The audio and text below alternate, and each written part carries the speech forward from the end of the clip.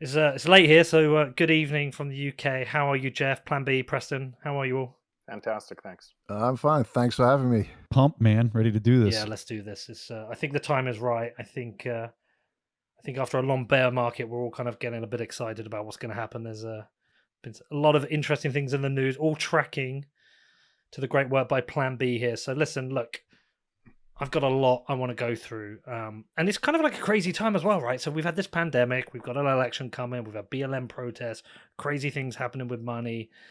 Like 2020 is I've got a feeling we're going to be looking back at 2020 as a year in the history books and go, what the fuck happened there? So, like, Jeff, man, how do you take this year? And we'll start with you.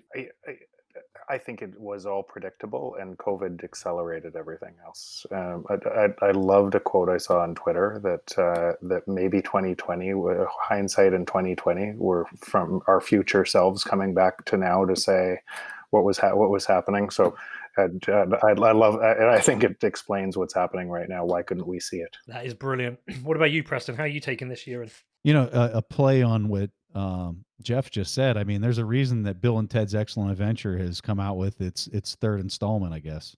God, yeah. Everyone's coming back to tell ourselves here that 2020 that exactly what Jeff just said. And we've got Tenet as well. Say that again. We've got Tenet as well, where the film where people are moving between time, forwards and backwards. Have you seen Tenet? Right. Has any of you seen that yet? Haven't seen it yet. God, it's insane. What about you, Plan B? How do you take this all in, man? From your secret hideout? Yeah, sorry about that. I have to be anonymous again. No, I think it's a weird year already, and it will be for me a make or break year, even with the stock to flow model. And yeah, if it's not going up the numbers, then I don't know what happens. All right. Well, listen. Look. Firstly, I'm going to go to Preston. Listen. Talk to us about what's going on in the stock markets. You're a financial man. We've got Apple now at 2 trillion valuation. We've got the FANG at like over 7 trillion, I think. We've got stock splits. We've got a stock market going crazy, whilst we're in what feels like entering a recession. And certainly, some of the employment figures and the GDP figures are looking pretty negative. What's going on here, dude? So I would describe it as, does the thing you own have counterparty risk? Really kind of at the heart of what's happening. So when you're looking at stocks, it's, in my opinion, started to be treated as sound money, even though we know that the companies can debase or create more equity. They can debase their equity. They're not incentivized to do that unless they think they're severely overvalued. Then maybe they can step into the market and capture some liquidity and take advantage of that. But you have to have a opportunity to stuff that liquidity into. So I think that what you're seeing is the market participants just scrambling for something that can serve as a store of value. Most people can't wrap their heads around anything related to the Bitcoin, and if I dare use the word quote unquote crypto, right?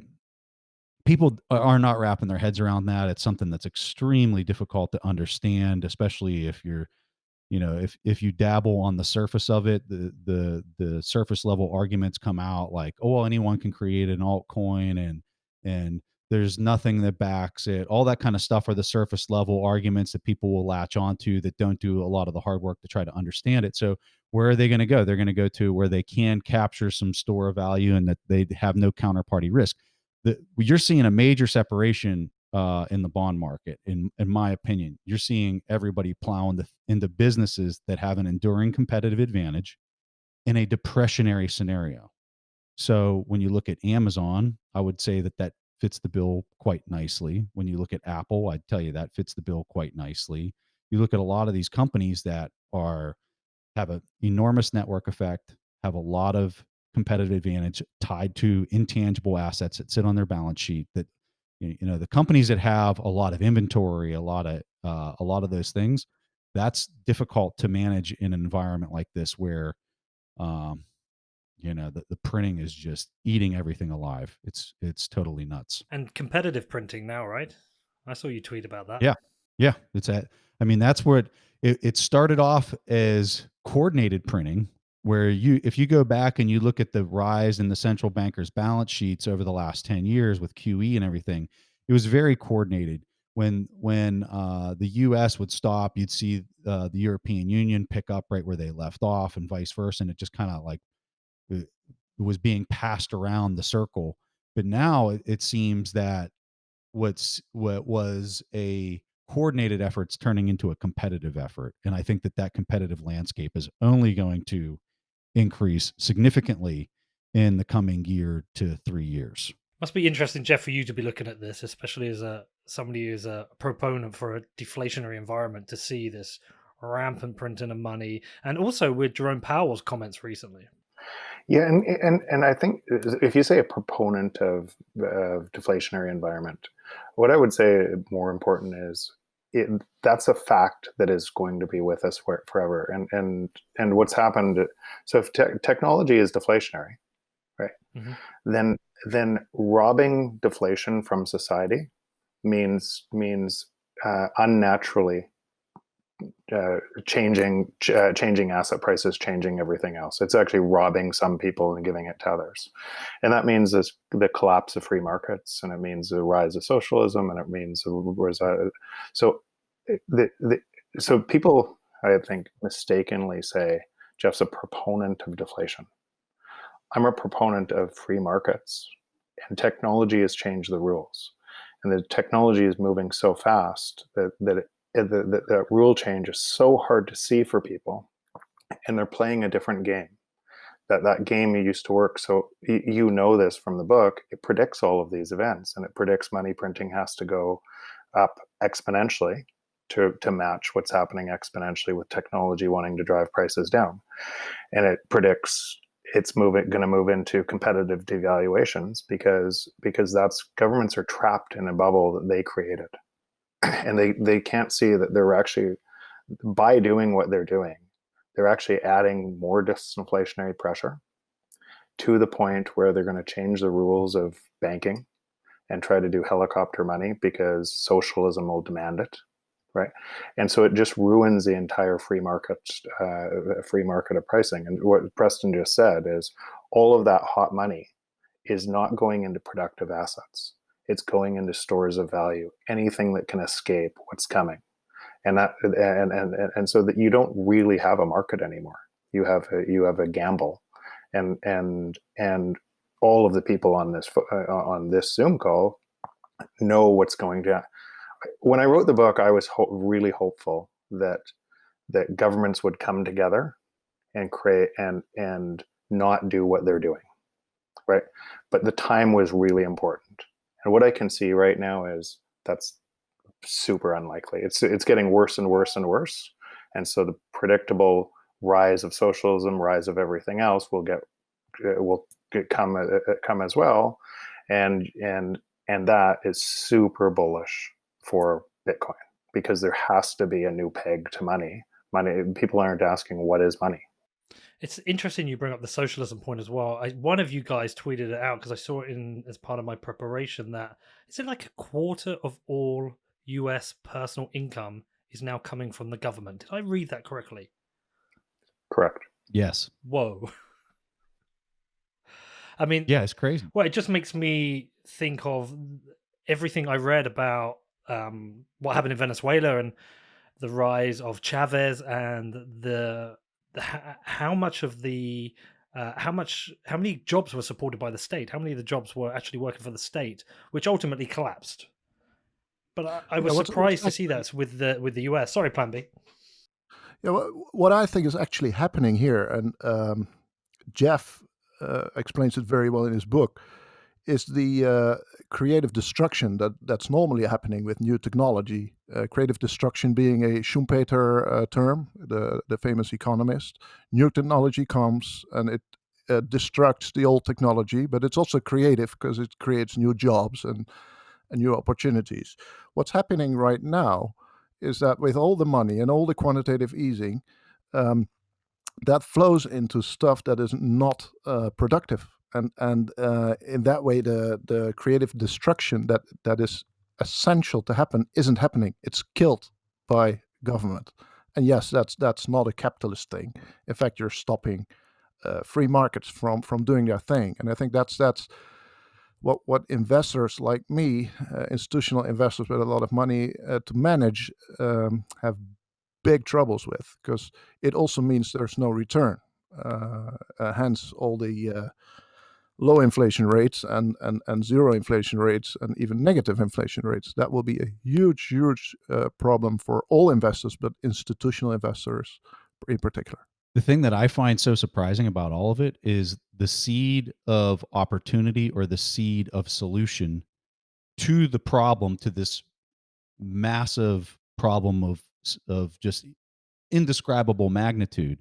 The seed of change is sown into the thing that's causing the destruction. So this is a technology bomb that's been created through just decades of incentives built into uh, printing, into inflationary monetary policy, that's created this massive technology bomb that's eating the world. Well, that technology bomb is actually, because of it, and because we have so much growth in technology, it's actually sowing the seed of the solution, which is Bitcoin.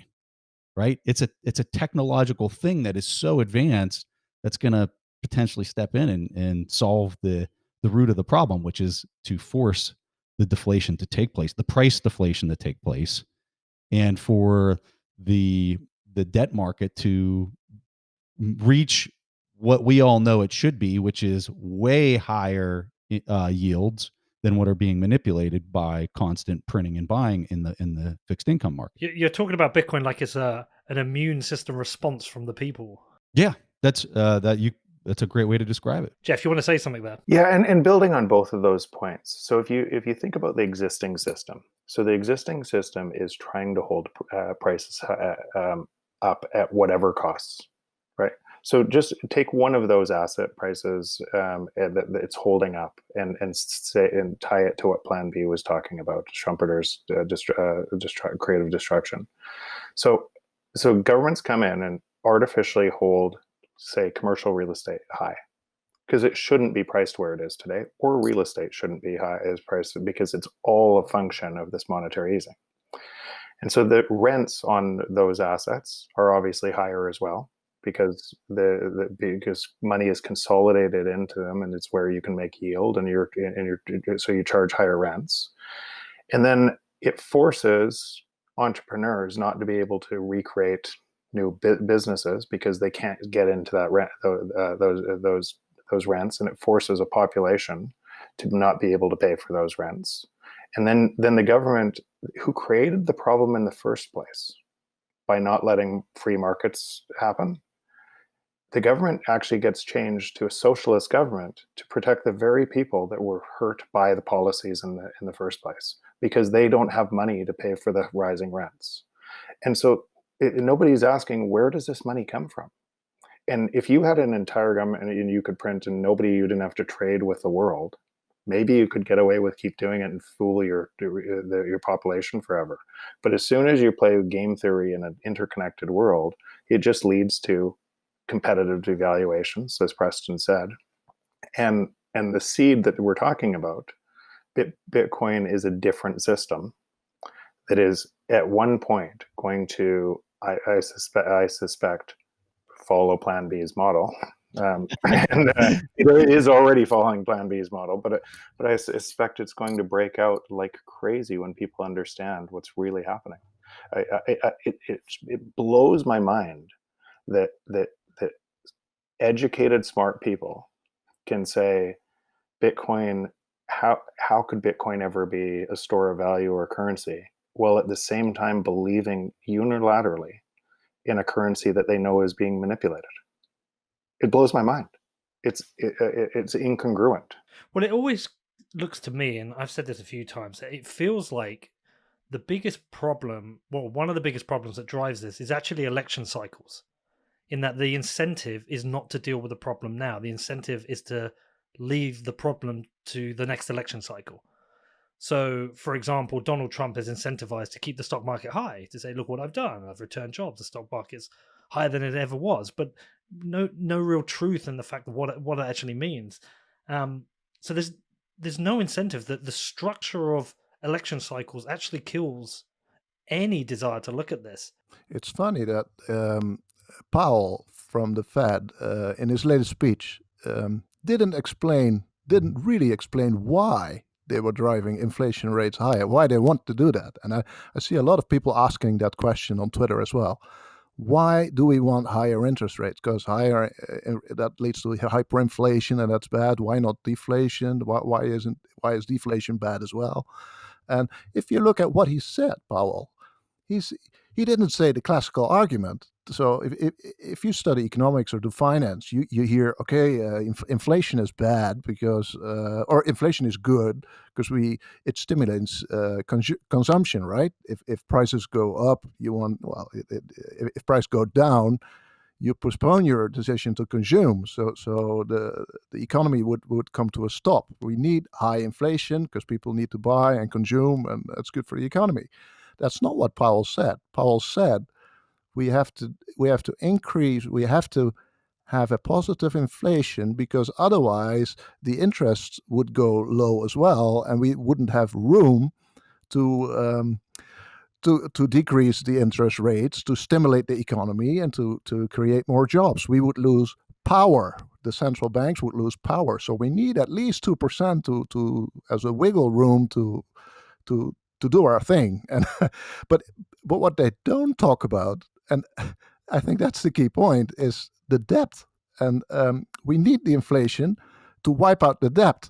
If you don't have if you have deflation like we have in Europe and like Japan has for much longer than that, if you have deflation, your debt in real terms grows bigger and bigger. So they need inflation very much to wipe out the debt. And it's a really big problem, the debt, because the debt is what keeps the whole zombie economy alive, right? Well, there's no reward for prudence. I mean, I don't know about you guys, but like, I historically was never very good at saving. You know, I always lived pretty casual and spent my money. And ever since I got into Bitcoin, I've been pretty good.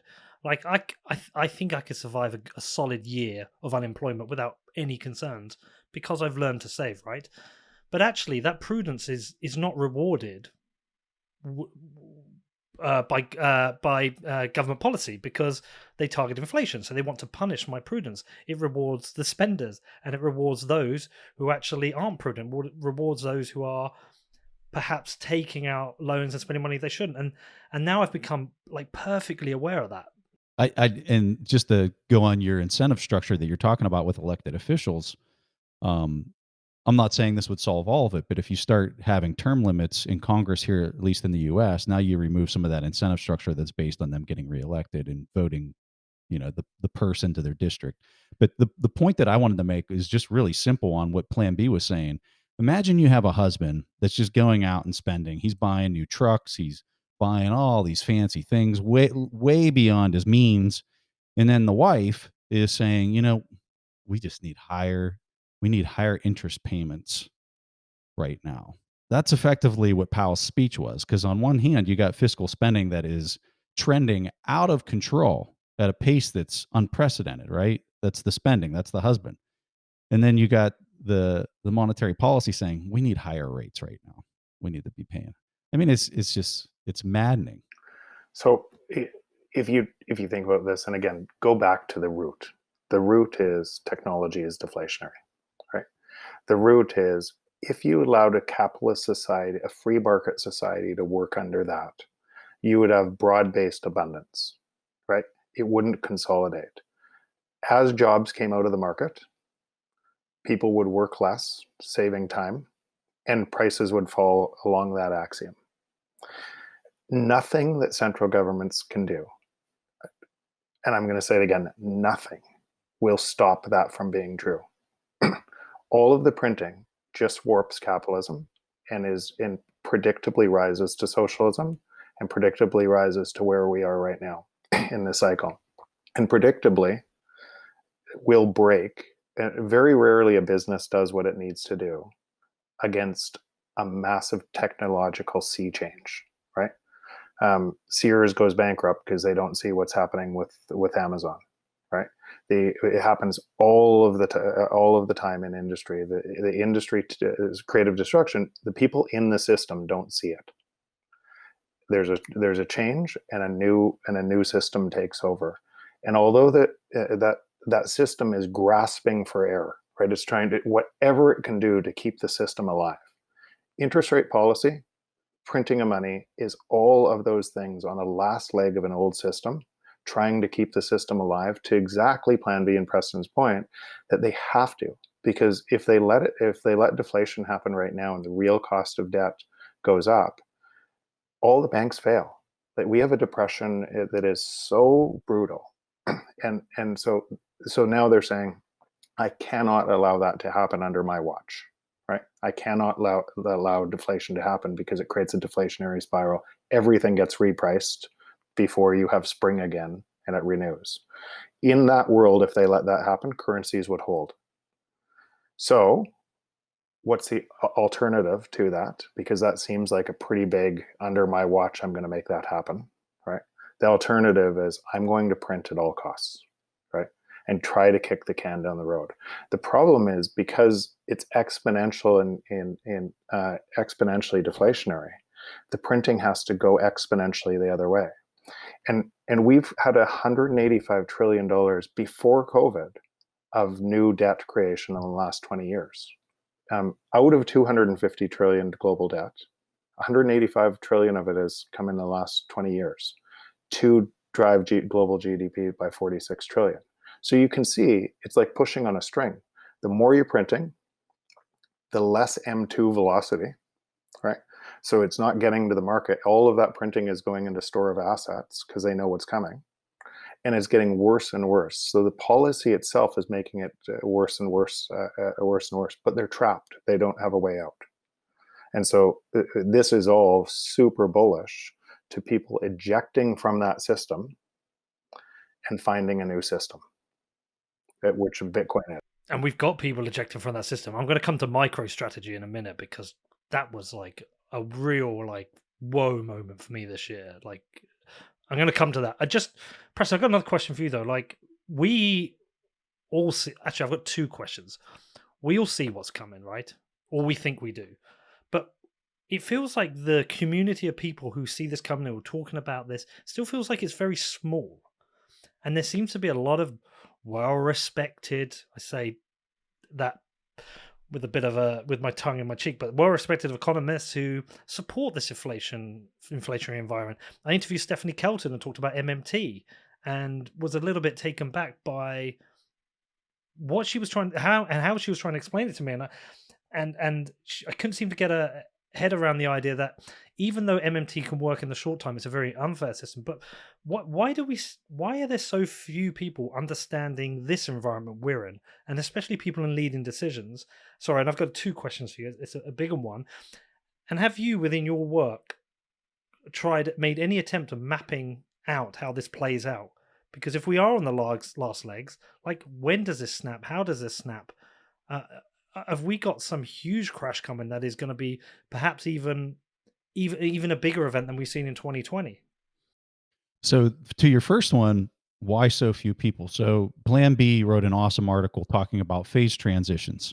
And so when you get into physics and you talk about how a phase transition happens, we could talk about how ice turns into liquid and then liquid turns into gas.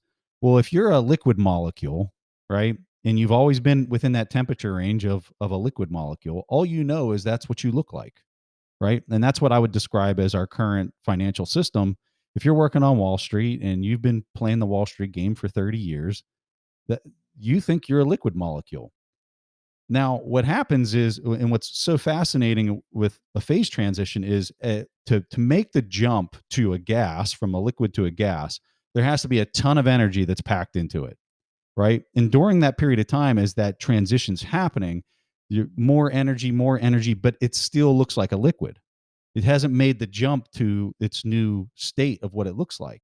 And then all at once, it's just boom. Now all of a sudden it's a gas molecule and it's bouncing around the room, and it looks nothing like a liquid molecule like it used to be. Even though it's the same exact thing, it looks completely different.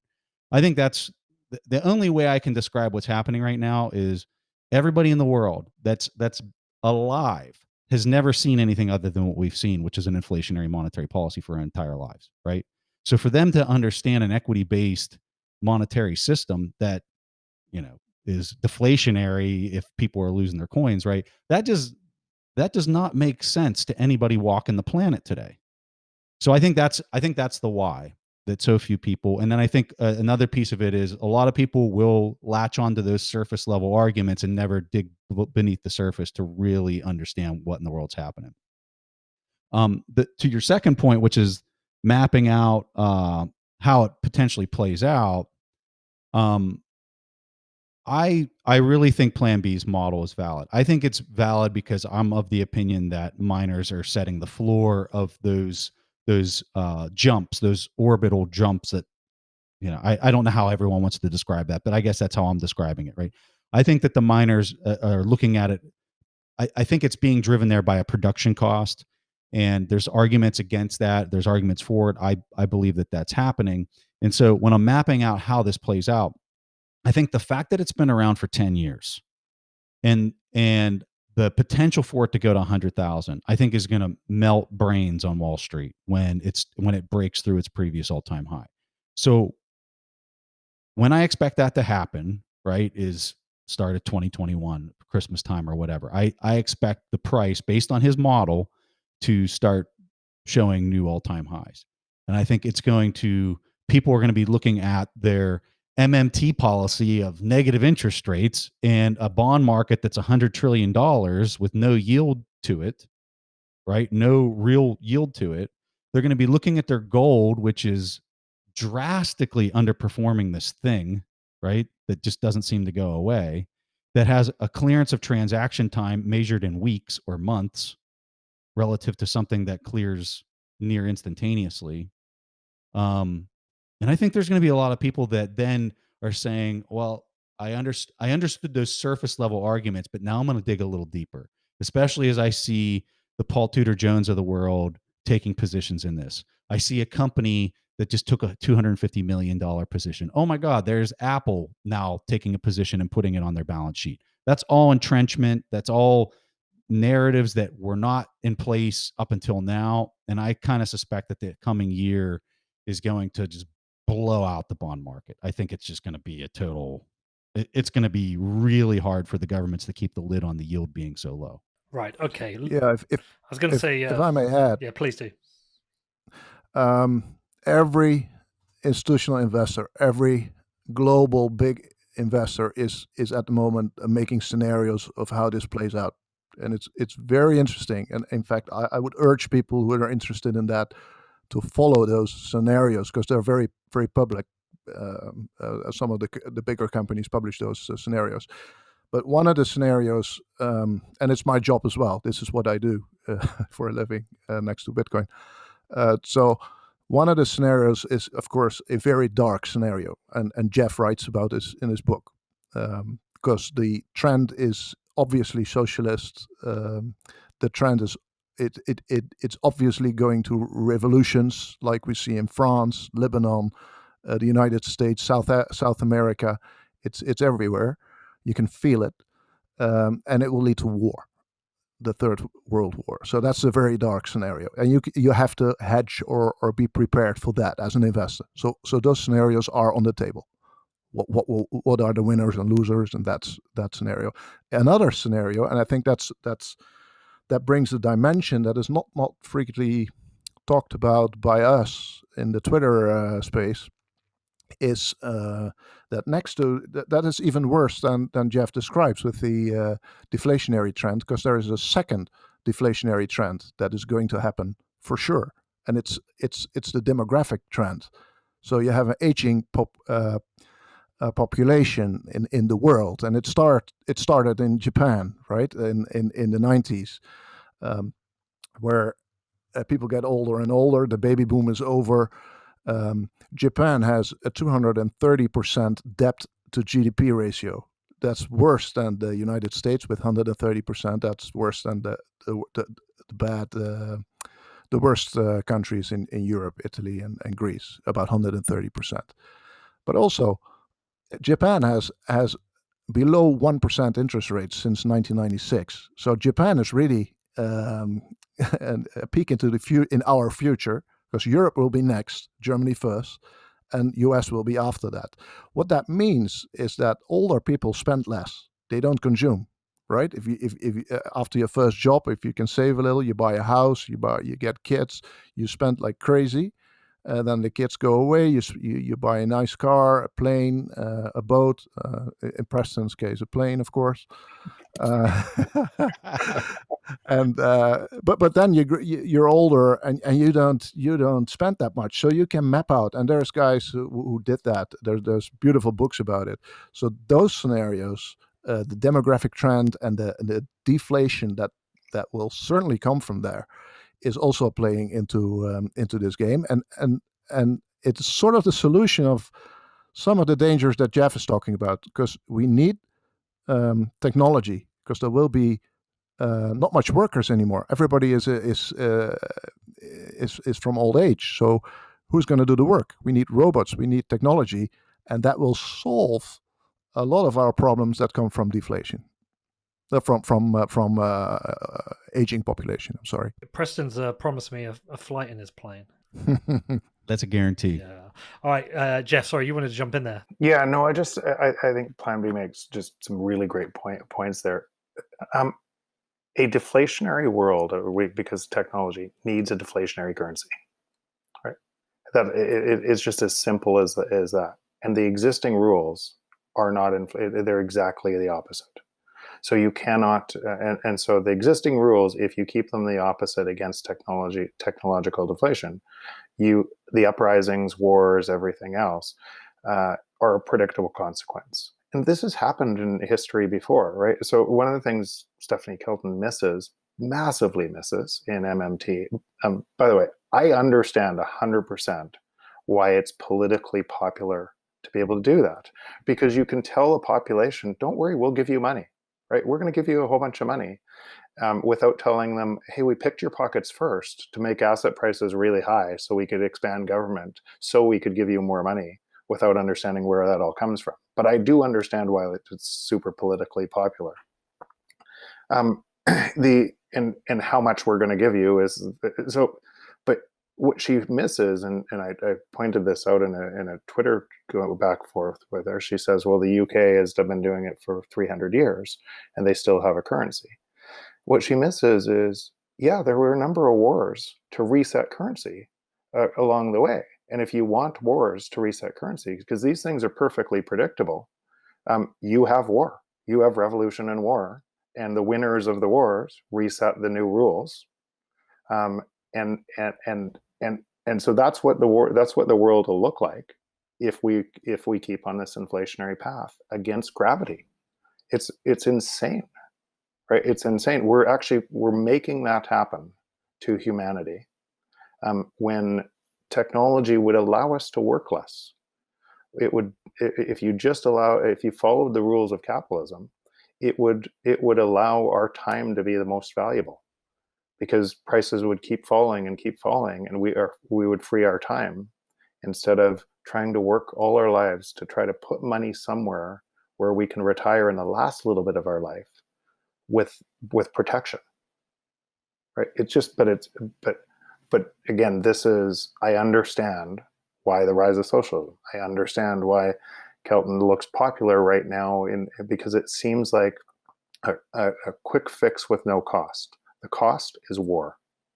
I guess I got a more optimistic point of view in I would really like for PlanB and Jeff to shoot holes through this if you disagree. I think this is the first time you've had the scenario where a new monetary policy globally can be supplied prior to it ever coming to a shot or a fight between anybody. And I don't think that's ever been the case throughout history, that's been an opportunity that could have happened. So, let's walk the dog. So let's say the price starts blowing out in Bitcoin in the coming year, and you see these people that are owning yielding nothing securities, and particularly in the fixed income market, they start swapping over. The first movers, the Michael Saylors of the world, make out like bandits. He basically captures 83 years worth of net income onto his balance sheet in 1 year because of his decision. He now has the ability to buy up his competitors upstream, downstream, right? And you see this massive change in the redistribution of wealth, but not through a military conflict,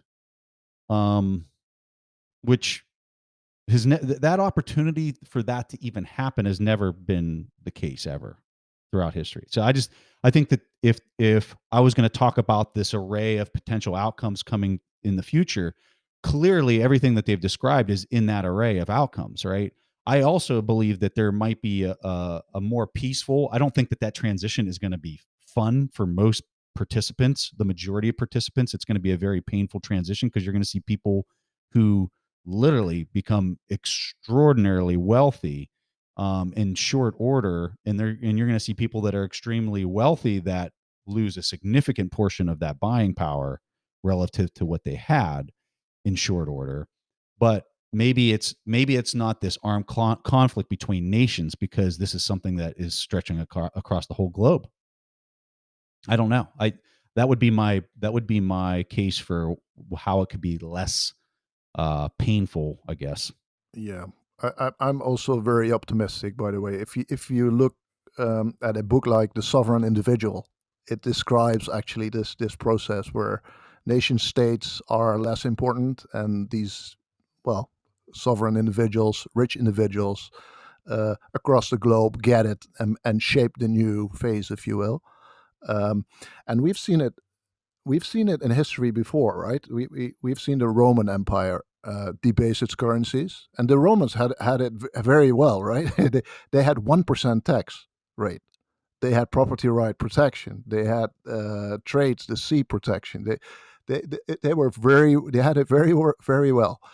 But somehow someone decided to debase their currency, and it went pretty fast. In like 50 years, it was gone.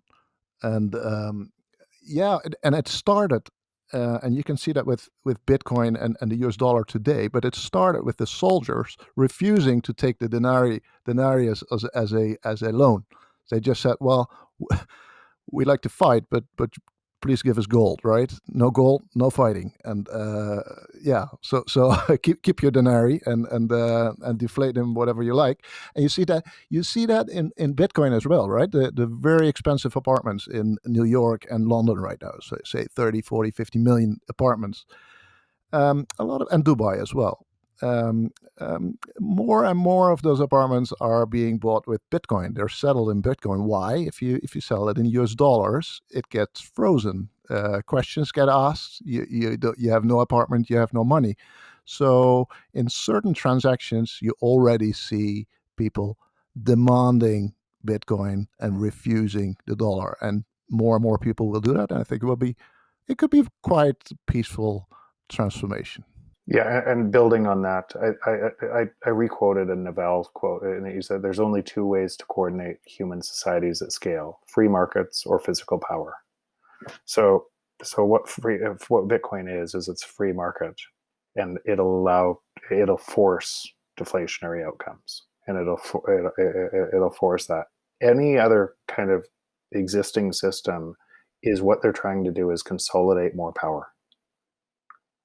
And so it's predictable. So I actually do believe in Preston. If you want to shoot holes in it, I think it depends at what time, what speed this happens, and I think it depends on the on-roads to Bitcoin, the off ramps to Bitcoin, and next steps on what governments do to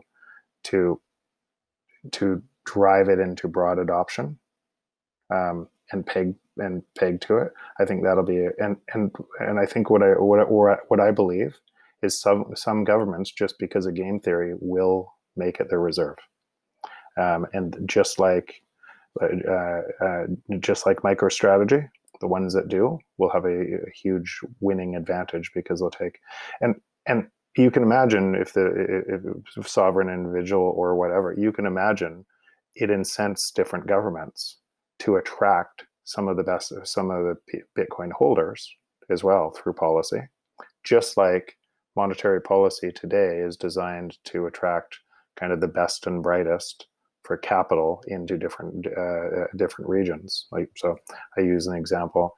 I could get a golden visa in Portugal for my family for $250,000 of an investment.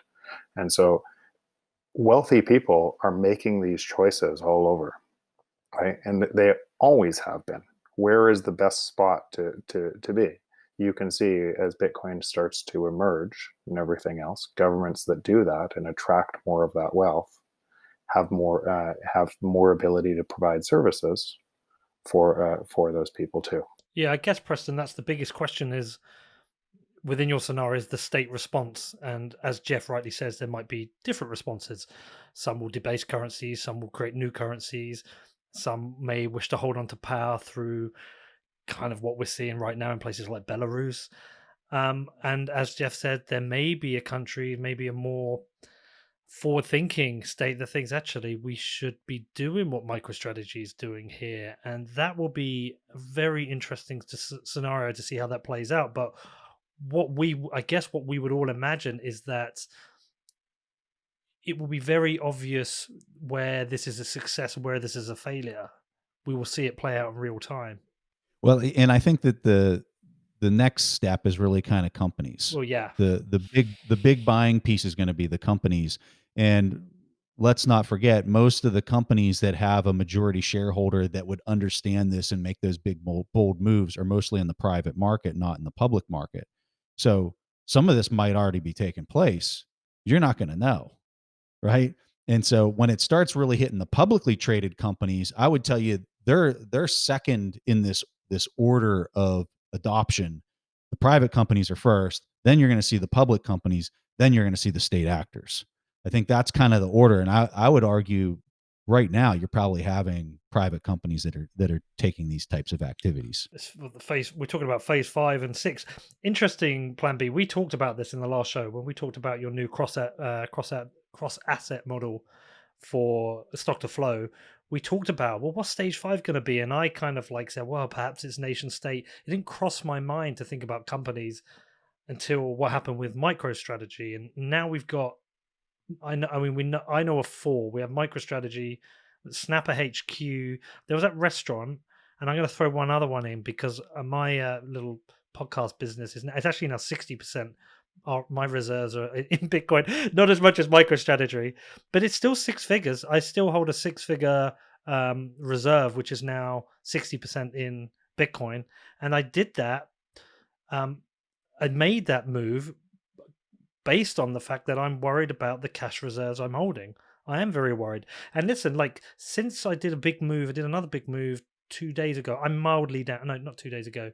Last week. I am mildly down, but I'm still more worried about the cash that I'm holding. Yes, I remember we talked about this in the last podcast, and quite frankly, I missed it completely. The whole MicroStrategy thing. I was thinking banks, pension funds, maybe countries, but never ever did it occur to me that listed companies would do that as well. Of course, they have the same problem with all that cash on their balance sheet, especially in Europe, where it's negative interest. It's just going away.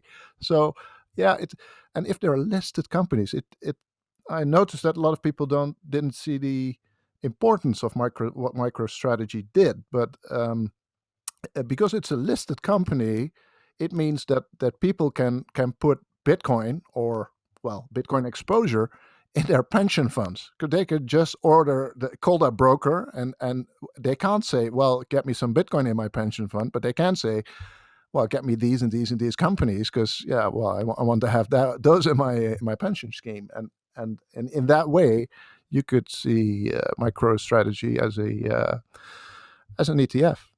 I'll tell you something funny quickly, a little funny story. I don't know how many of you have got your DMs open, but mine are open.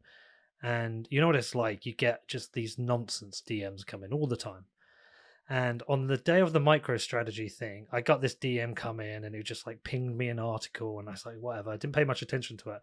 And then a couple of hours later, I saw the MicroStrategy story break. I was like, oh, that's interesting. So I read it. I was like, I should try and interview them. So I went and Googled who the CEO is, and it came out, Michael Saylor. I was like, right, I'll find his Twitter. And I went to his Twitter, clicked on DM, and it was him. He'd sent me the article. That's awesome. Great. Yeah, then I had to apologize to him. But there is nothing. I don't think there's anything that's happened in my entire time in this Bitcoin world that's made me more bullish than what he did. I mean, firstly, the bollocks on the guy to do it. I mean, it's unbelievable. It wasn't just, they took a position. He took a $250 million position and bought up 0.1% of Bitcoin. I mean, it's insane. Yeah, but you got to think of this, Peter. He also owns another company that has a market cap of $3 billion. So when you frame it that way, I mean, that company could, and I'm not implying this is what he's trying to do, but that company could literally go bankrupt, and the guy's still got a company that's worth $3 billion. Of course. And I think that's super, but that's actually super important to understand the risk reward. I'm on I'm chairman of 2 audit committees that are having this conversation right now about how much treasury do they put investigating, and it's the same thing for people. That's why you're putting money into Bitcoin. I think it would be irresponsible for anybody not to have some right now, right? Because what's happening to currencies. It's completely irresponsible. And so if it's irresponsible for people, then it's probably irresponsible for companies too, to not at least hedge what's happening. And on top of that, the company's still going to make its $30 million a year bottom line net income, really kind of regardless whether the Bitcoin performs or not. Still, it's a massive move. It's a massive move, but I'm looking at it from a risk standpoint. So like, he still has his company. He still has the underlying assets that are pumping out the $30 million a year. He's rich, even if that's the business and the Bitcoin blows up to zero, then he owns a $3 billion company.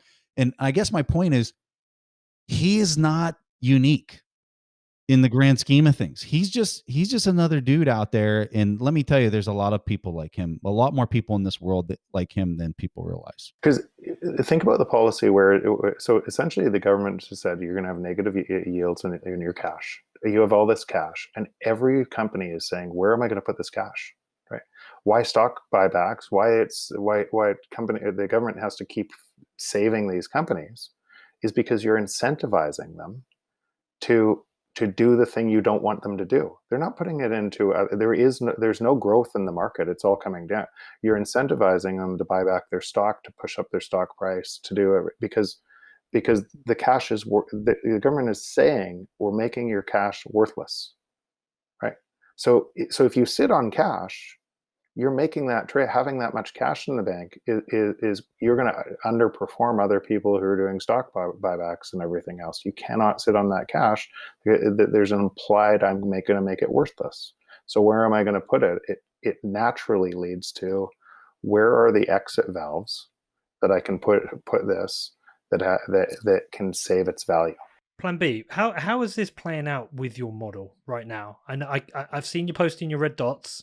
Like, how is this all playing out right now? So far, it tracks pretty well. Of course, it's early in the race, but we're 4 months after the halving, and it's about to get very interesting. And I'm very glad those red dots and those months were up, because otherwise I would have to explain a lot. But yeah, well, personally, I'm sort of married with the model. I have no doubt. I have the same vision fundamentally, regardless of the model, that this is the solution, the hedge against all this crazy debasement and quantitative easing. I mean, I see nothing else. And also the other thing the thing we talk about with MicroStrategy, and let me add, there's another thing I didn't see coming, which is very interesting, I think. All the big financial institutions, of course, are making funds, Fidelity, Grayscale, and trying to push that. But what we're also seeing now is pool. So it's very amazing. But I got 3 calls this week from within my company, people saying, "Oh, are those clients? Those are big companies, listed companies, our clients, and they want Bitcoin." But yeah, well, there's nobody who knows what is Bitcoin. Well, how do you do that? And blah blah blah. So we now are seeing pull from clients, from people that go to Fidelity and all the big players and ask for Bitcoin in their pension fund. Insane, man. So can I ask PlanB a question, because it's here's just a radical thought that could break your model, and I'd just love your thought. If governments didn't print, right, and you had a massive depression, and in other words, deflation was going to happen anyways. It was forced onto the market. Then your model probably wouldn't hold in that event. Is that right? That's a very good question. I don't know. I'm quite certain that the printing, the quantitative easing, helps a lot right now. I mean, you can almost feel it. It's that money flows like water. It flows into Bitcoin. So if there were no printing, I still think the stock to flow path. So the fact that Bitcoin is taking its natural place within gold, silver, diamonds, real estate, that all serve as a store of value, and are one of the few assets that have a high stock to flow value, right? That have a somehow a improbable history or something that made people hold that asset and consider it as a store of value, because that doesn't happen overnight. So I think that even if they didn't print, the Bitcoin has so much advantages over gold, for example, easy verifiable, easy portable, blah blah blah blah, that it would grow towards, maybe less fast, but it would grow towards that spot where it belongs. Interesting. So one of the things that I cling to when I think about his stock to flow model and how the price is going towards production cost effectively, I go to this quote, this Satoshi Nakamoto quote from 2010. It says, "The price of any commodity tends to gravitate towards the production cost. If the price is below cost, then production slows down. If the price is above cost, profit can be made by generating and selling more. At the same time, the increased production would increase the difficulty, pushing the cost of generating towards the price." So I think that if your scenario plays out that you just described, Jeff, I would look at it, well, what's the cost of energy? How has the price of energy adjusted based on the loss of units, fiat units that are in the system? What is that cost of production? And then you could look at what impact that would have to where the price of Bitcoin would move. Now, as far as buying power goes, opposed to price. So you were talking price, but let's talk buying power. Does the price go to 100,000? Probably not. It goes to some other level. But as far as buying power goes, compared to everything else, that still went up the same as if it was 100,000. That's actually the point I was trying to make.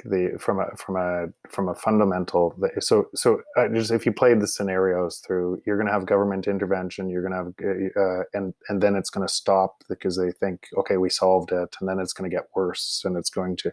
So in the next number of years, the next number of months, you're going to have policy responses that are stop go, and everything else, and that what that portends into the model or Bitcoin means it's going to be up and down and everything else, and there's going to be some variability into that along a path.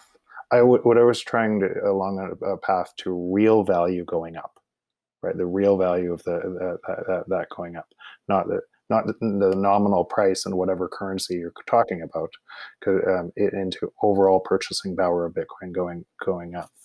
But go ahead. Maybe Jeff, it's to add. It's interesting that the stock to flow model holds even if you express the Bitcoin in gold instead of dollars. Yes. So it's the same coefficient as well. So the 4.1. And yeah, it still holds. So that gives me a lot of comfort that this is a more fundamental than just a quantitative easing, debasement, and printing thing. Where I think your model fails is if, for whatever reason, there would be some other competitive coin that the market would see that protects their security better than Bitcoin, and that could somehow step in and have and surpass the network effect that's already in place. So why do I like Bitcoin? I like the fact that it gives me so much security per transaction size, per clearance time, right? That's why I think Bitcoin wins here. And Nick Carter has an amazing article that addresses this topic. I think the name of it is, it's all about the security of clearance payment, stupid, or something. It's something like that. I'm sure Peter can have it in the show notes or whatever. As long as as long as the market continues to view Bitcoin through that value proposition, which in my opinion is better than any other currency that exists on the world today, I think your model continues to be valid. But I think if something else can step in there and do that, and so how am I monitoring whether that value proposition is continuing to be upheld? Well, for me, I'm looking at the hashing rate. And the fact that you have more and more miners continuing to bring more hashing power onto the Bitcoin protocol opposed to everything else is proof to me that the market is valuing that work that's being performed. That's the proof for me that the stock to flow model will continue to be valid. Yeah, I think that's correct. And in fact, people mention it as the second largest risk to Bitcoin after government banning and regulation, which I don't think is a big risk, but we talked about that. So no, I think you're right. But I think it's also a small risk. It's a theoretical possibility that such a coin will be made, but capturing in a decentralized way, because remember, this is all about decentralization. But getting all the network effects, so the miners, the nodes, the exchanges, the future, the derivatives markets, everything, I think, and Bitcoin has a 10-year head start. That will be so unbelievably difficult. It's one shot, man. I think it's one shot. I think it's Bitcoin as the shot. I can't see something else. I mean, I love Dan Hell's article on Bitcoin's Immaculate Conception. There's so much built into that I just can't see this happening again. You know, I think we have one shot. It's Bitcoin. It's now. Its time is now. I can't see something else coming in. But Plan B, look, based on the model, right? The model can fail, but we could still trend upwards, right? It doesn't have to follow the exact model, right? It can fail. We might not hit the exact markers, but that doesn't mean Bitcoin itself fails. True, absolutely true. And let me say it again: the model can fail. It's a model, it's a right? Theory, so yeah. It basically, it's a theory. It's more to describe something. And it's quantitative, so that helps. But it is a model. It can fail, and Bitcoin will not fail. I don't believe that. Plan B. That's actually why I asked the question the way I asked it, because if you said all the governments today or all central banks today stopped printing, your red dot would likely be lower. But it wouldn't in my mind, it wouldn't invalidate the model nor Bitcoin. Because the model, because the response after that is they would have to print more, right? And so it would. But if somebody's just following your red dots and not aware of some of the other things that are going on, you could easily say, okay, today, why did that go down? You see it on Twitter. You see all of the people erasing news every day that's going, and they're not looking at the time horizon on what this thing really looks like. Yeah, I totally agree. And I must say, I think if from my 130,000 followers, I think only 10 or 20% really knows what the model, how to interpret the model. It's misinterpreted quite often, and it's like you say, especially the time series variant. Exactly. And they're not going to stop printing, but that does put me in this kind of like, I don't know if any of you question this weird moral, ethical position whereby, I personally benefit from government fuckery if the Bitcoin model proves true, but I don't want to see chaos and carnage. And I wrestle with that sometimes. Like sometimes I see the price and I get a bit excited, then I'm like, holy shit, but this might mean bad outcomes for many people. Do either of you or any of you wrestle with that yourselves? The bad outcome is based on prior decisions that have been made.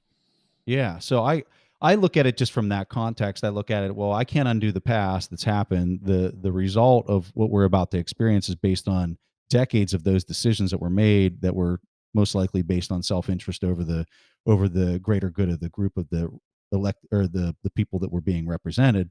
And so I don't look at it as I'm doing something that's purposefully unraveling a system that used to exist. I look at it as I'm protecting my family from bad decisions that were made and trying to navigate the future as best as I possibly can. And when I wrote the book, I was actually hopeful. And I remember when the book it came out in January, and so I wrote it over the year before that. And so I was hopeful that those bad decisions would stop, and you could get people to come together and create kind of a transition period to the new. I unfortunately am less hopeful now because it's just we're exponentially making the problem worse, and that means and so the one difference I would say with Preston is I don't think it's bad people, self-interested people, as much as it's people caught in a system not being able to understand what's the feedback mechanics of that system and being trapped and now not knowing what to do. So just keep doing the same thing you've always done, right? I use the example in many podcasts. It's like Blockbuster putting candy aisles under their stores when Netflix is emerging. It's so clearly insane, right? That's going to protect them, but they don't know what to do, right? If you use that analogy to what governments are doing, that's what it looks like. Can one country do it anyway? Like, one of the things you may understand this better than me, Jeff, and Preston and PlanB, but can one country alone fight this, or are we in a position where it's kind of like a game of chicken? Because if one does it, they're ultimately, it's like the competitive money printing you talked about, Preston.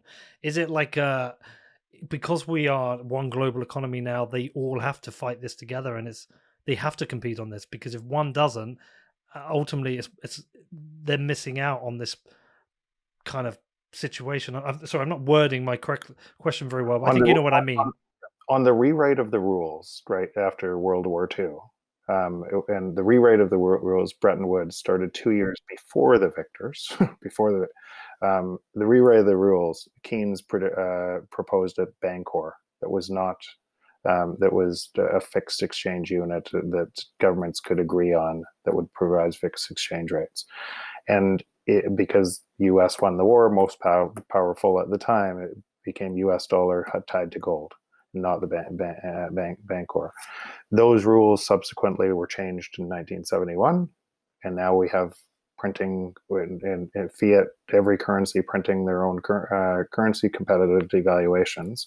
And any country that said, I'm going to allow deflation to happen, also has then it becomes uncompetitive. Their labor becomes uncompetitive across the world. So no, it can't happen with just one country. In fact, that's actually why that these rules get rewritten after wars, right? And always, right?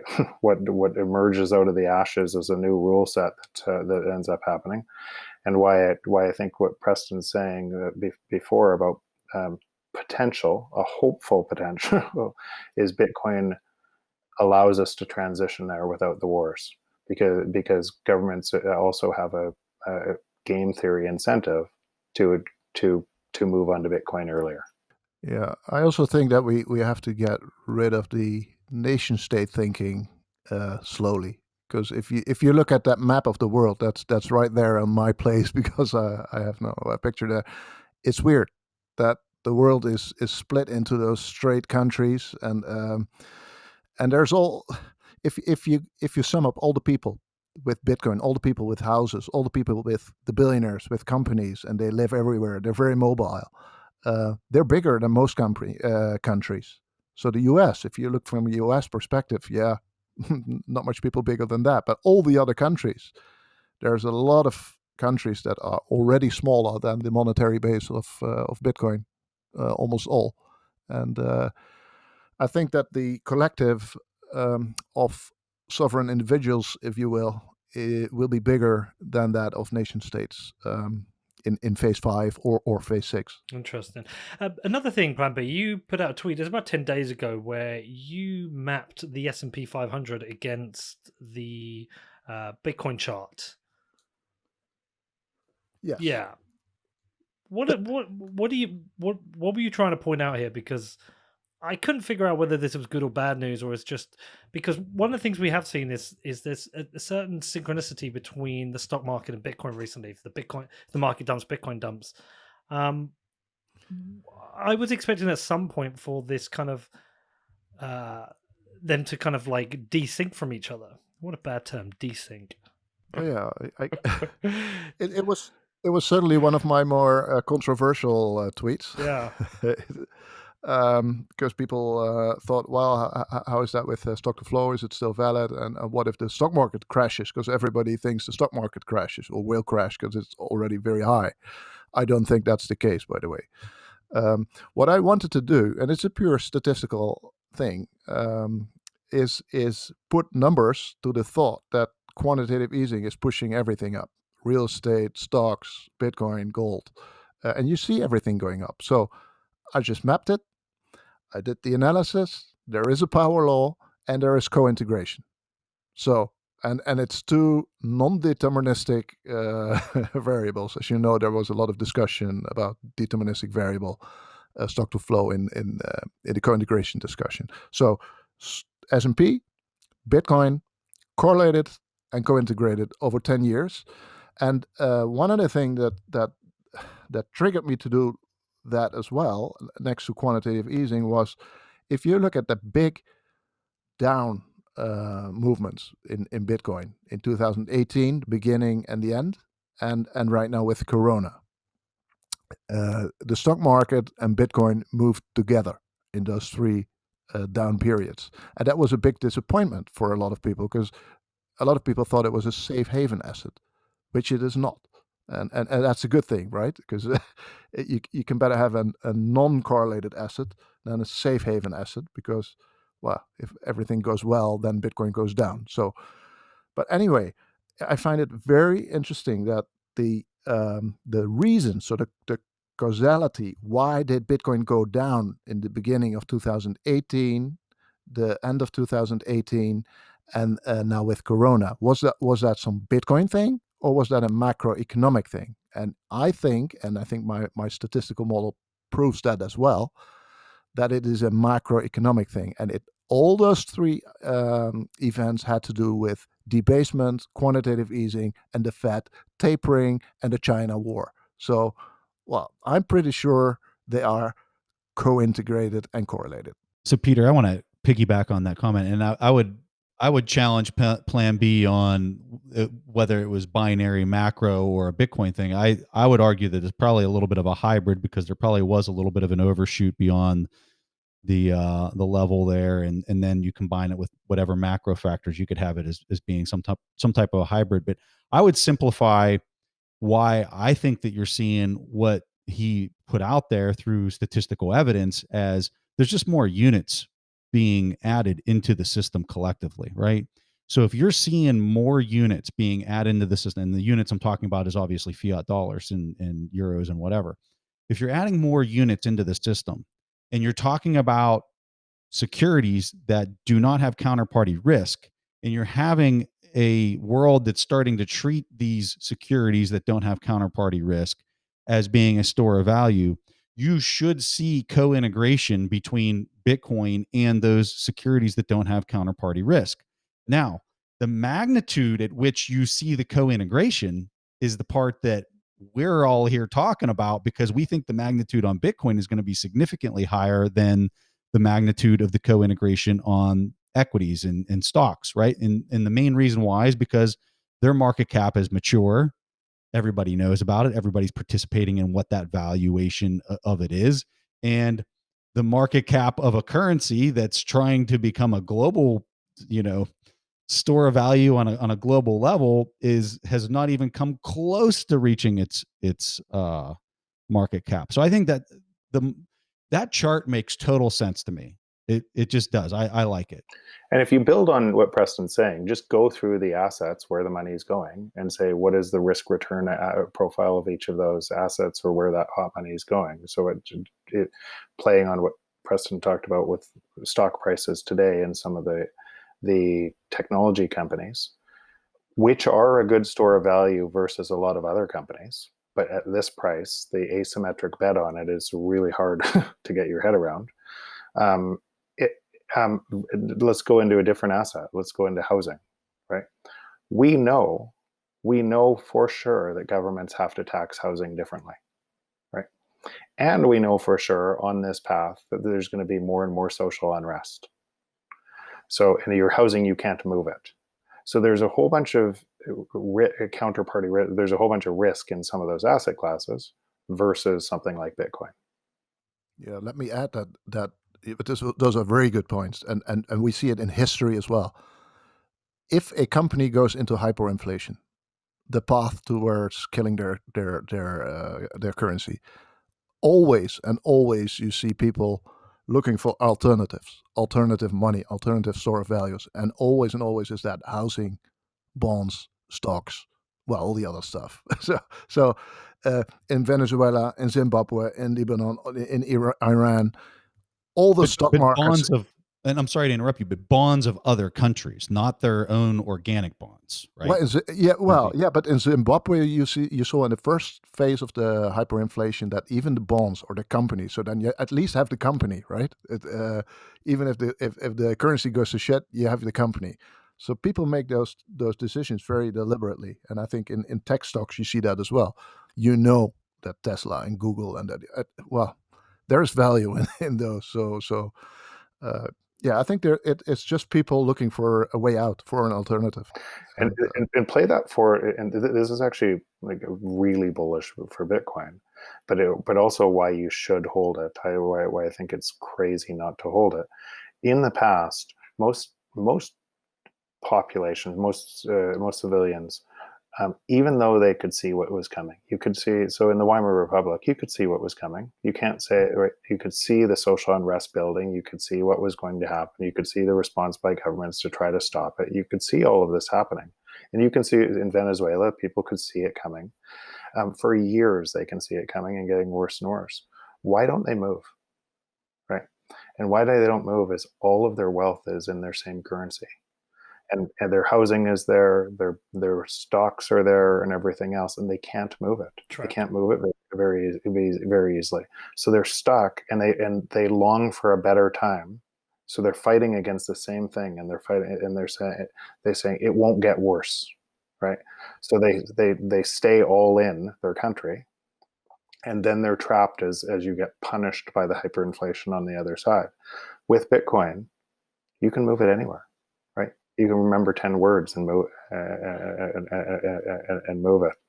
And so it is a release valve to everything that's happening all over the world that will likely drive that network effect faster and faster and faster through what's happening. That's very true. That's very true. That's actually a discussion I'm having right now. When am I going to move out of Holland? Yeah, well, we have a 50% tax rate. And the discussion in Holland, and a lot of people having this discussion with, there is a point when people move out. They go to Singapore, they go to Malta, they go to all the right places, and it was similar to the World War, the Second World War, of course, where some people left Holland, and they went to the US, to New York, so that's basically the discussion. When do you go? And most working on that. are too late. Do you know Katie? Yeah, I do. Yeah. So I saw a thing. I think it was Marty Bench shared it out in his email that she's working on a business now that's to help people with getting the passports to other countries, to move to other countries. And great name, by the way. Yeah, but I agree. I mean, it's on my mind. Look, I'm not Bitcoin rich, but I'm certainly in a position where I think I want to move for different reasons. Not just the tax rate. And I think in the UK, we've got an impending tax increase coming to pay for this COVID situation. I think it's going to be unavoidable. But I kind of get this personal feeling, and maybe this Bitcoin's done it for me. I just kind of want to live in a smaller country or an island or somewhere which is a little bit more independent from the rest of this crazy world, these big nations. But she's got an active business now to help people consider this. The name of her business is PlanB Passports, isn't it? Yeah. I like that name. Yeah, she stole that from you, but it is an interesting point. I stole it as well. Well, yeah, of course, but it's like competitive geography. I guess was one of the ideas, one of the things that like I always like about the United States. You know, that we're seeing a migration of people perhaps out of California. We're seeing migration into Texas because of tax rates, right? That is a benefit, and also for politics. But internationally, I think we have we're going to see a lot more of this. I mean, I'd love to move. It's a little bit harder for me, but that is something you're definitely thinking about then. Yeah, and talking about with other people, because everybody's thinking about it's not just a tax, it's not just the money, it's a way of living, right? Well, the dark scenario that Jeff has described, you know where it ends. This ends. This is the socialist path. This is the way to war. So, yeah, we've seen this over and over again. Need a New Zealand bunker. Listen, just a few more questions to go. So we're seeing this natural path, Preston, and how do you think this plays out for Bitcoin? Is Bitcoin just an asset? Is it just a hedge against inflation? Is it just hard money, or do you see a reality of getting to a Bitcoin standard where it is? We have a similar to Bretton Woods. We have a similar situation where we actually have an agreement on a standard, or do you think this is just something that will naturally pay out? It will be a non. It won't be formally agreed, but people will be like, "Wow, I want to hold Bitcoin because that's the best form of money," and that will become the standard. You're going to have, I don't see tax laws around the world changing anytime soon. And they're set up to treat it as if it's a security or an asset, right? So if the price goes up, you have this tax burden, unlike a currency. And so what I see playing out is the incentive structure is eventually going to polarize governments to want to attract as much of this into their country as possible. And that's when you're going to see the transition. So at what point does that happen? I don't know. But I think what we were talking about earlier, which is you're going to see private companies start slapping it on their balance sheet in a major way. Then you're going to start to see publicly traded companies do it at a much smaller scale, but then they're going to start taking bigger positions, and a significant portion of their balance sheet is going to have this on it. And then you're going to see countries start to want to have some of it in their treasury. And then you're going to see countries that are going to start saying, hey, you come into our country, there's no tax on any type of Bitcoin that you're holding, right? And then that's going to be the next competitive step that's going to make it a standard across the world, in my opinion. What about you, Jeff? Yeah, I completely agree with that. I think that's so. If you think about why inflation, right? Inflation is just a hidden tax, but it's a hidden tax that's punitive on the population most unable to pay it, right? Because to pay for services, taxes would have to be so much higher. And so if you devalue your currency through inflation, people don't see that you're picking their pocket. And so governments have gotten so bloated in providing this, and actually, like I said, creating the problem, that then they're sowing their own seeds to create more, and like that. And that's saying, okay, the people that kind of the arsonists, you're going to celebrate and give them more matches, right? So that's where we're going right now. So socialism is just an extension of that. Push up asset prices, and it consolidates more control. And as you consolidate more control, you get worse and worse political leaders that are just looking up for control. And essentially what will happen in the US, you'll get constitutional change because of that. You'll get, as you try to take more control by the state. That is the path. That's the existing path. And so Bitcoin is a beautiful outcome against that path. It forces prudence. It forces. Let's just use an example and build onto what Preston just said. If a government was clean with me and said, we want to attract you here, and here's how we're going to charge your taxes, and we're going to provide these services, right? And some of those services are going to be to make sure that you don't have a whole population without anything, right? And but whatever the services look like, and you're going to have great education, school, everything else, but here's your tax rate. But we're not going to trick you and pick your pocket through inflation. But here's a tax rate that you need to pay, whether you pay it on the things you buy, like housing or other things, or you pay it, but some way to do that was fair and equitable. And then other governments around the world were competing for my dollars and labor. By doing that, there would be a competition for talent, just like there is today. But it would drive it under fair rules. And what I really like about that is, if you look at kind of where technology is taking this, is that those fair rules make sure that the abundance from technology are distributed broadly. It forces that. It forces that to happen. So Bitcoin forces the abundance, a Bitcoin standard, which I believe we'll go to, forces the technology abundance to be broadly shared. What about the employees that are going to demand payment? But that's kind of what I'm getting at. And so there's going to be so today, if you do anything opposite from deflation, you're concentrating power.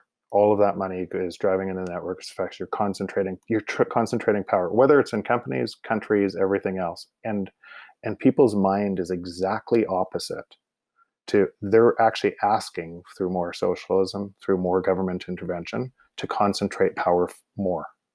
They don't know it, but that's what they're doing. They're doing it in a response to, I can't feed my family because prices are too high. But they're still doing it. They're concentrating power further, which changes constitutions, which changes everything else, and you get a whole bunch of dictators. That's the path. The opposite path on Bitcoin forces, so competition will drive down price over and over and over again, ultimately until a lot of things are close to free, right? And well, if I'm an entrepreneur, well, there's money in something, you'll race in to fill that void.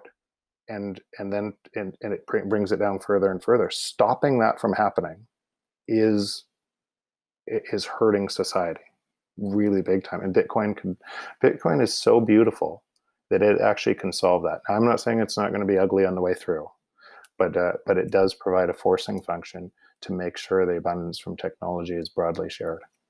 So, Peter, this is the neatest part about Bitcoin. Tell me, man. So you have a business. Mm-hmm. You have a business, right?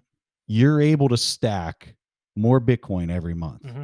But the reason you can do that is because you're actually profitable. Yeah. Right? The money that you pay out is less in all your expenses. It's less than what you bring in. So you are able to stack Bitcoins. How many companies on the planet right now are not profitable? And I'll tell you, the number is way higher than people think. Like 50. What would you say it is, Jeff? There's so many zombie companies, and there's so many zombies. Exactly, it's all government. It's all. It has to be higher than 50%. More than 50% of businesses that you look at do not make money. Okay, and people all you got to do is just crack open the net income statement and look at that, and over a 5-year period, I'm telling you, 50% of companies don't make money. If you don't make money, you cannot stack Bitcoins on your balance sheet, period. Right? You're definitely not paying you might be able to pay employees for a short period of time, but eventually this all comes to a head when these companies, they can't stack Bitcoins. And guess what? If you're measuring your results in fiat, they're going down relative to these companies that can stack them. And that is such a drastic change from what we've seen over the last 10 to 20 years that are all these companies being propped up by fiat printing. It's going to be crazy. And then when you talk about price deflation, think about all these businesses that would fail and all the stuff they've got to sell. If you've got an influx of sellers in the market, right? What does that do to the price of everything? It makes it collapse. Feeling pretty bullish again. Every time I do an episode, I did one recently with the guys from What the Fuck Happened in 1971, and also with Guy Swan. Honestly, straight after that episode, that was when I went and bought a bunch more Bitcoin personally and a bunch more through the business. And I hadn't actually bought Bitcoin in over a year. I'd earned it. Yeah, as Andreas says, I would bill in Bitcoin and leave a certain amount in Bitcoin. But I actually went out and I was looking at my cash reserves. I was like, screw this now. And like I'm in that position now. I don't expect any of you to say the same, but like outside of my property, so forget my house I own, 95% of my personal money is in Bitcoin. I'm scared to keep cash. And of your retained earnings, but as far as assets go, if you would value your assets, Peter, right, and you would put a market cap on your assets that you've created that are going to continue to give you free cash flows, if you capitalize that out, then you're at a reasonable, you're now making reasonable decisions. So people on the outside, they would hear you say that and be like, well, he's completely unreasonable. Well, maybe he's not. Maybe he's 100% reasonable because He's valuing these revenue stream assets that he has that aren't being capitalized like any other business would be, right? And then when you compare the percentage of Bitcoin that you have allocated through retained earnings, well, now all of a sudden you're not 100% in Bitcoin, right? You have a business model that's kicking off free cash flows, and you're making sound decisions to protect your value, right? But it's also personal. Like I have enough in savings to protect myself, but also I'm in a position where I don't need to spend the money, so I don't care about the volatility. It can go up, it can go down. Like at the point I need that money, which we're talking multi years, like perhaps I don't know where my big spends come in. My daughter and my son might get married at some point. They might need a house. We're talking a decade away. I've always said it would be a decade before I sell any Bitcoin anyway. And I'm like, do I want to hold this cash for a decade? If I don't want to hold it for a decade, why do I even want to hold it for a month? But then also with my business, like I said, I think I'm at about 60% now. I went for 50, but I think I'm at about 60% now, and I'm cool with that. But this is what these interviews and these conversations and like MicroStrategy was a huge kicker for me. That was a huge kicker. But Peter, you're doing the exact same thing as MicroStrategy. You're just private and they're public. You're doing the exact same thing as MicroStrategy on a personal level. And I think it's important just to build on this. So you have a whole bunch of people listening to this podcast, and every single person's position will be different, right? If you're looking at this as a protection of wealth, you're going to put a certain percentage. You should put a certain percentage of your overall portfolio in this, whether you're a business or whatever. And the more that you've gone down the rabbit hole and understand what things look like, you might increase that percentage.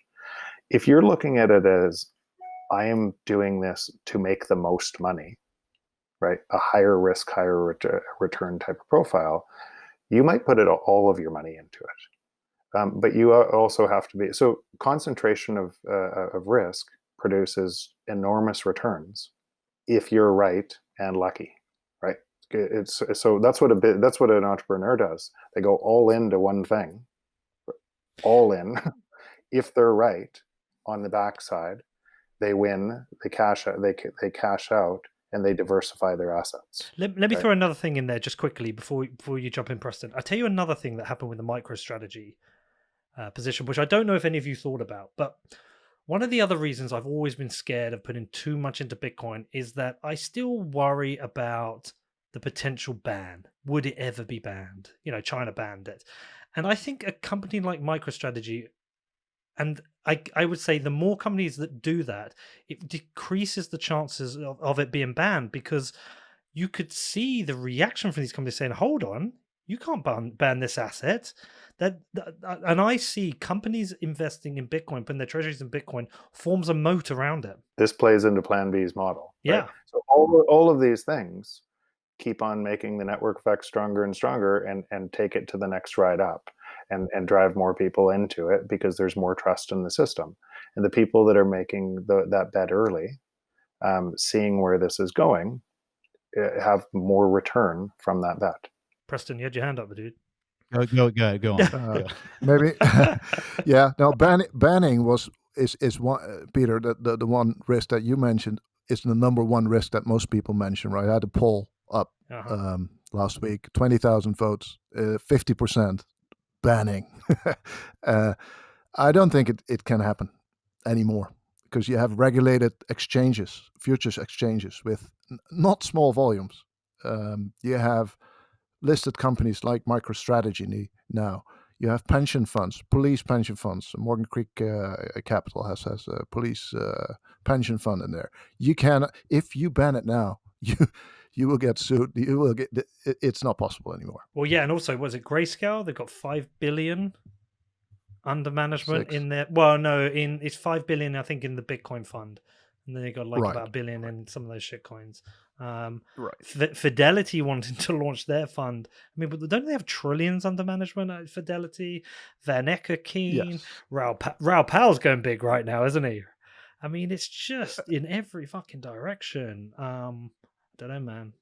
Maybe it's just how my kids. Caitlin Long is doing in Wyoming crazy stuff with the law. Right. So you can't see the U.S. as one country. I think it's the states have very, very big powers too. one of the things that you get when you talk about this phase transition model, where it happens, where the next level is achieved all at once, is this entrenchment. How can policymakers step out there and ban something that's moving at a breakneck speed because these phase transitions are programmed into the protocol, right? You saw this in 2017 when the price was really taking off and it was passing through 10,000 and making the run at 20,000. You actually saw people at the press conference in the White House starting to bring the topic of Bitcoin up. And that's right when it cooled off and it leveled out, or it stopped. The price started coming back down. And then what does everybody do? They forget about it. It goes away. All the speculators step out of the market. It cools off until the next halving occurs. And then you're going through the next phase transition. And it's going to happen so abruptly that the entrenchment that occurred through those 3 years or whatever it was between then and now took place. The engineering took place, the all the stuff that's built around at the second layers. You got this liquid network that's now taking the arbitrage away on the 10-minute block size, like all that kind of stuff. That was all built from that point in time where it almost popped the circuit breaker, and now you're getting ready to go through the next phase transition. And I think there's too much entrenchment at this point. So do to watch what Preston's happening in reverse. If you look back in history to see this happen, look at all of the people and all of the talking about Amazon, not understanding a network effect, not understanding what they were doing. Look at it when Amazon was $7 and what people thought it would happen, and a bunch of those people chased it all the way up to 4,500. Right, and still say, well, why isn't this worth as much as it? Why is it worth so much? And so the same thing is going to happen here. Like you're going to have a whole bunch of people saying in the next wave that it can't happen. Right, it's going to collapse. It'll cool off, and then it'll go up again. Yeah, I did put a tweet out. It must have been like a year and a half ago or something. It was like, when Bitcoin crashes from, I think I put something like 100,000 to 50,000, or it will have failed. Bitcoin will have died. It's like these cycles keep repeating them. But one interesting thing, I didn't see your poll, PlanB, but I'm interested in the threats. It's funny, even though I completely disagree with Saifedean on everything to do with modern art, he did say one thing that I massively agree with him on, where he said the biggest threat to Bitcoin is good government policy. Yeah, it's true. Agreed. It's true. But it's funny. I do that poll every quarter, every 2 months, 3 months, and it's always different risks.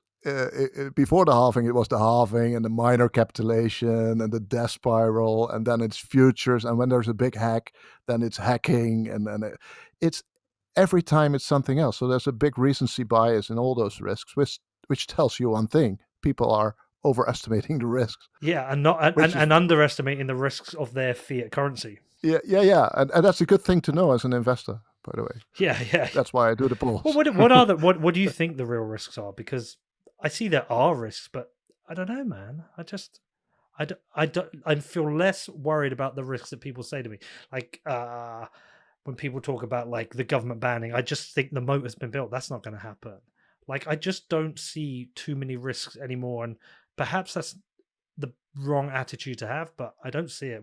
Risks are good as well, right? I have maybe a weird perspective on risk, but I see it as something essential and good. Without the risk, we wouldn't go high. It's.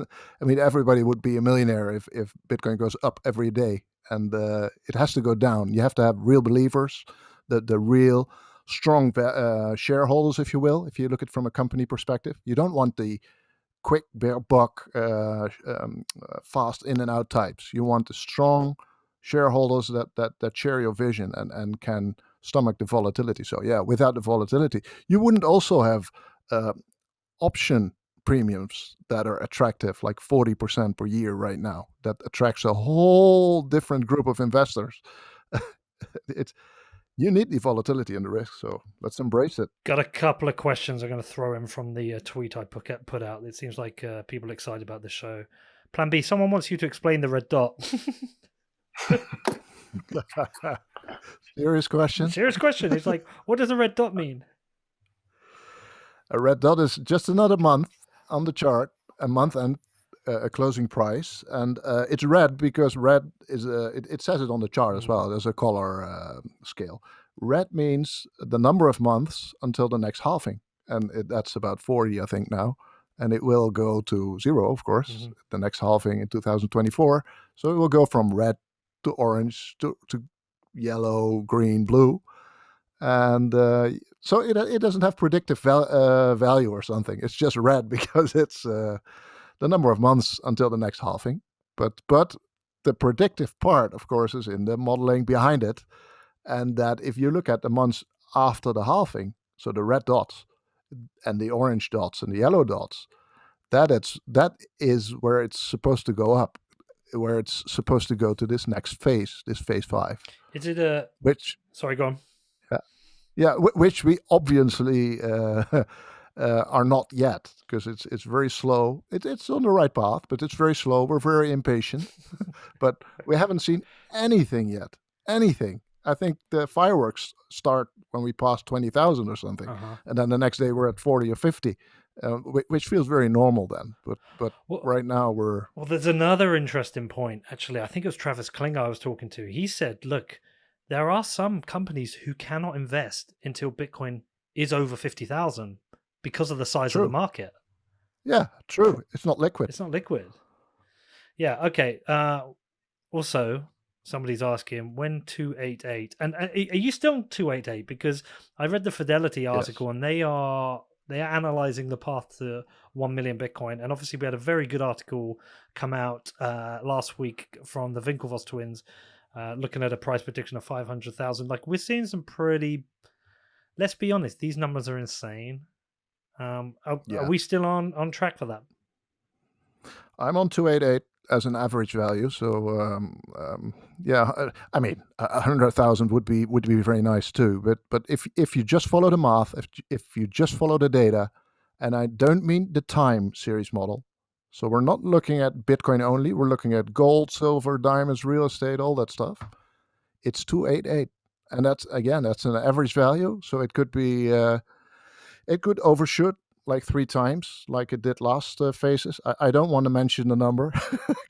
I can do the math. I always try to keep it. Don't. I try to be conservative all the time, but well, let's say a 2x or a 3x from that 288, and then it crashes again, of course, to let's say 100,000 or something. 150. Some pretty firm hands holding through $100,000. Look, there can be some people out there just holding a Bitcoin. That would be life-changing money for them. Yeah, what? Yeah, I cannot give investment advice, but if the thing that you hope for happens, it's no shame in taking some chips off the table, right? If you hope for a 10x and it happens, that would be 100,000. Well, by all means, take a handful of Bitcoins off the table and buy something, because that was what you hope. But don't sell it all. Stick to your plan, but don't forget to treat yourself as well. All right. Okay, listen, I'm going to go with a final question for all of you, and it's kind of like a broad question. What I'm going to say is, I want your predictions. You don't have to give me price predictions. Your predictions of what you think is going to happen, but you can pick the time period. You're going to say over the next year X, or over the next 5 years X, but just give me your kind of predictions on what you think is going to happen. We'll go with you first, Jeff.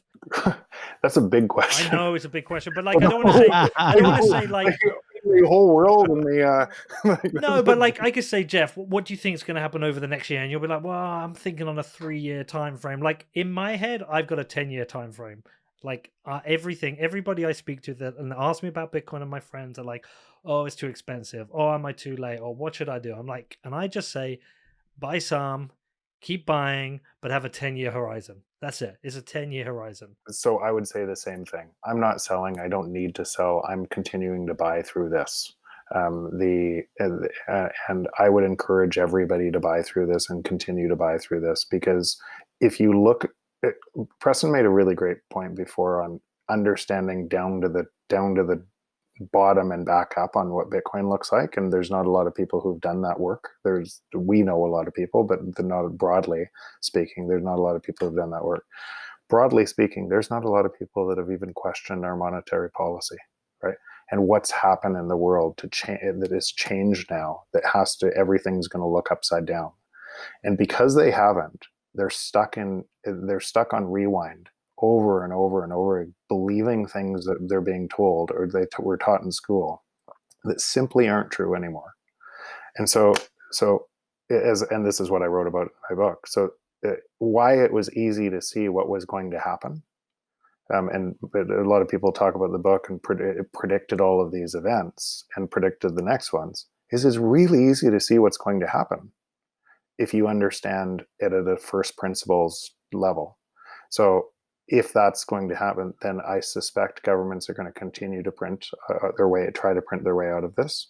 I suspect that's going to have a rise in socialism and breaking of essentially the contract with people, and so you're going to have polarization of society and uprisings and everything else all through that. And I predict Bitcoin is going to do really well in that environment until it's kind of all of a sudden, it'll feel all of a sudden that it goes stratosphere through the stratosphere, and the people with that will kind of, to Preston's point before, be able to have a good conversation and how society will be wired, because governments will want to attract those people. All right, man. Preston, you're up. So 10 years, sure. I'm more optimistic as far as, and is optimistic the right word to use? I think it's going to happen. This big move is going to happen sooner rather than later. I think that this incoming cycle is going to blow back hair on all market participants, particularly ones in the fixed income market. And I think that the whole, like, PlanB's model, right? I've heard people make the complaint that if you keep following the model, it's going to be one Bitcoin's going to be worth $100 million and this and that. And like, well, how could that ever work? And I'm thinking, do you not understand that we're talking about buying power? That's the thing you got to really kind of focus on, is not the nominal number of what this means. It's more about the buying power that it's going to represent. And so I just don't know how the economy is going to be able to watch something take off at this pace with everything that's happening in the backdrop and ignore it for another cycle. I'm suspect of that. Could it happen? Of course. But my base case is that this is going to achieve its quote unquote escape velocity, and PlanB's model is going to be invalid, but it's going to be invalid to the upside, is my base case for the coming cycle. Now, is that 55% and 45% says we go to another cycle? Probably something like that. Is I would tell you that I think it's more likely, but by how much more likely? By a hair, 51%, right? I think it's more likely. What the implications of that means for all the participants, I'm hopeful that it actually might be a relief valve, and that it might actually be a sense of relief for the majority of people. That, I mean, the middle class is gutted for the most part across the globe. It's not just anything in particular that's United States based. So if the middle class has been gutted and most of your participants are at the bottom of this architecture in our economy anymore, maybe this change actually is somewhat of a breath of fresh air, that you can see a shift in the tide that is advantageous for a majority opposed to a few. And I kind of suspect that that's going to be the base case as well. Is imagine just being an employee, and now all of a sudden you're saying, hey, I want to receive payment in something like this, and the value of it keeps going up. Like, that's never been experienced since anybody that's been alive. They've never experienced anything like that. So is that going to be advantageous for the participants? It is. But for the ones that don't have skilled labor in a depression-like scenario, it's going to be a very challenging time, and I think it's going to lead to a lot of price deflation because people are going to be selling everything that they can in order to come up with this new form of currency that's deflationary and just keeps going up in value. All right, you're at Plan B. Yeah, my prediction is in line with what Jeff and Preston already said. I read Jeff's book twice, and both times I thought I could have written that book not that well, but there's nothing I disagree with. And if I hear Preston talk, I hear myself talk. So it's boring, but it's in the same line. The easy predictions are, because that's already been told by the Federal Reserve, that they keep printing. Quantitative easing keeps adding zeros, trillions. The interest rates will be low, and even negative for the United States soon, next year, I guess. So the next 5 years, low to negative. Everything that cannot be printed will go up in dollar value. So real estate, gold, Bitcoin, shares. Even I don't expect a crash in stocks, because it will be like Zimbabwe, Venezuela, Lebanon, Iran, and all those other countries where they keep adding zeros. Same thing. What I will keep looking at, and I'm not sure about, but I will make a prediction anyway, is markers that for change, things that will change. Because if you make a prediction for 5 years out, if you look at 2015 and would have to predict 2020, you would be totally wrong. And Corona, there will be, so I can predict, there will be a black swan, there will be a trigger event somewhere, well, I guess next year, if my model is anything in the right direction, that will trigger a lot of people to consider Bitcoin. And that trigger might be legal, regulatory, some country. It might be more companies like MicroStrategy. But one thing is for sure, the army that we are building, the army of holders, that will grow one by one by one. And once you have seen, you cannot unsee. So once you get it, there's no way back. There's no shitcoin. There's no government. There's nothing that will keep you that will convince you again that the Earth is flat. So it will go on and on and on, and there will be a trigger point, some non-linear thing which I cannot predict, that will set it on fire. Wow. Well Feeling bullish. said. Feeling bullish. All right, Jeff, how do people find your work and find your book?